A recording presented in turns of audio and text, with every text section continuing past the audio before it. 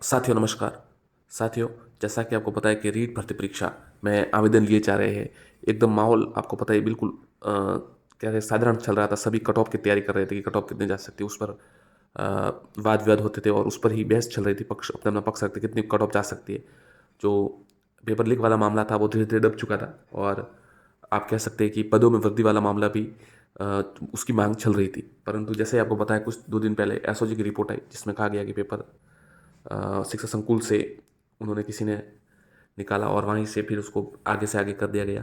तो इस मामले में साथियों, जैसे ही आपको पता है जो सीबीआई जांच की मांग की जा रही है ज़्यादातर और रद्द की मांग भी की जा रही है। परंतु मुख्यमंत्री जी ने स्पष्ट किया कि रद्द करने में लगता तो 1 मिनट है, परंतु आगे का भी ध्यान रखना पड़ता है।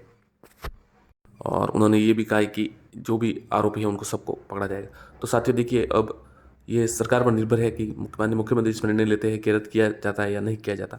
परंतु एक बात और भी है कि मामला कोर्ट में भी चला गया है और वहाँ पर भी क्या निर्णय आता है उस पर निर्भर रहेगा।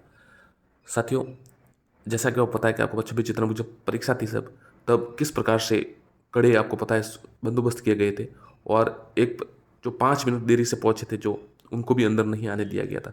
आपको पता है वो किस तरह का उस समय माहौल बना था और बड़ी कड़ी सुरक्षा में और अभ्यर्थियों से बहुत जांच पड़ताल करके उन्हें अंदर जाने दिया था।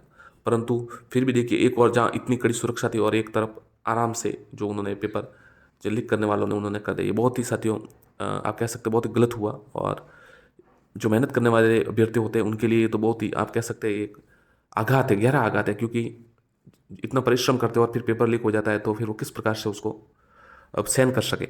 और जब अब इसमें भी दो पक्ष है। देखिए, एक साथी कह रहे हैं कि इसको पूरी तरह से रद्द किया जाए, एक साथी कह रहे हैं कि इसको पात्रता परीक्षा घोषित की जाए और कई जो एक साथी है वो कह रहे हैं कि इसको जांच की जाए और जो सभी इसमें दोषी है उनको गिरफ्तार किया जाए। तो साथियों ये देखिए, अब इसमें क्या हो सकता है, हम अगर एक एक जो जिस पर पेपर गया है, जिनके पास पेपर मिला है, जिनको भले समय लगे परंतु उन्हें अगर गिरफ्तार कर लिया जाए तो ये बहुत बड़ी साथियों सफलता होगी।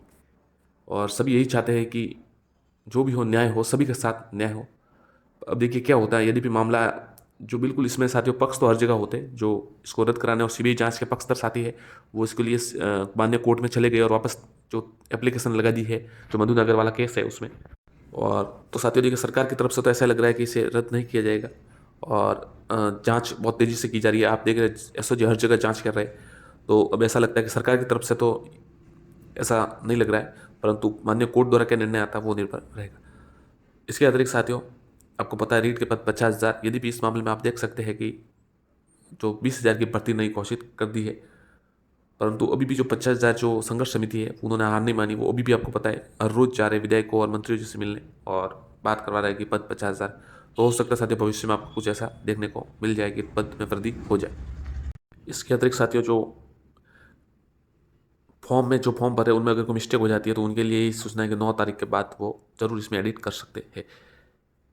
इसके अतिरिक्त एडिशनल वाला मामला साथियों जो पूछ रहे थे, एडिशनल वालों के लिए साथियों यही है कि ज़्यादातर सुनवाई हो चुकी है, जितनी भी याचिका लगी है। और सबसे बड़ी बात यह है कि सबकी लगभग तारीख 3 फरवरी को दी गई है। तो 3 फरवरी को हो सकता है जो एडिशनल मामले में है वो कुछ निर्णय आ सकता है।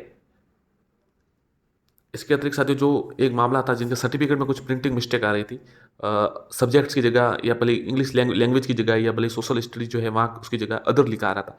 उसके लिए साथियों कई साथी जब वहाँ पर जाकर आए बोर्ड में और हमने भी जो दूरभाष यानी मोबाइल पर फ़ोन पर बात करने का प्रयास किया, तो वहीं से ये जानकारी मिली है कि आप वहाँ अपना सर्टिफिकेट लेकर जा सकते हैं। आपको एक एप्लीकेशन लिखनी पड़ेगी और आप वहाँ सर्टिफिकेट वहाँ आपको जमा करना पड़ेगा और इस प्रकार से साथियों वो आपको वापस सर्टिफिकेट है तो आपको वापस सुधार करके दे दिया जाएगा। हाथों हाथ नहीं मिलेगा साथियों, वो कुछ समय बाद आपको पहुंचा दिया जाएगा। तो आप वहाँ जाए, अपना जो आप कह सकते हैं जो प्रोविजनल मार्कशीट है, फॉर्म है, आवेदन फॉर्म, जो पुराना आवेदन फॉर्म है वो लेकर जरूर जाए और एडमिट कार्ड भी लेकर जरूर आए जिसमें सोशल स्ट्रेटजी या जो आपको सब्जेक्ट लिखवाना है वो लिखा हो। तो उस प्रकार से साथियों वो आपको वहाँ पर जमा करवाना पड़ेगा। धन्यवाद साथियों, और कोई प्रश्न हो तो जरूर पूछे। धन्यवाद।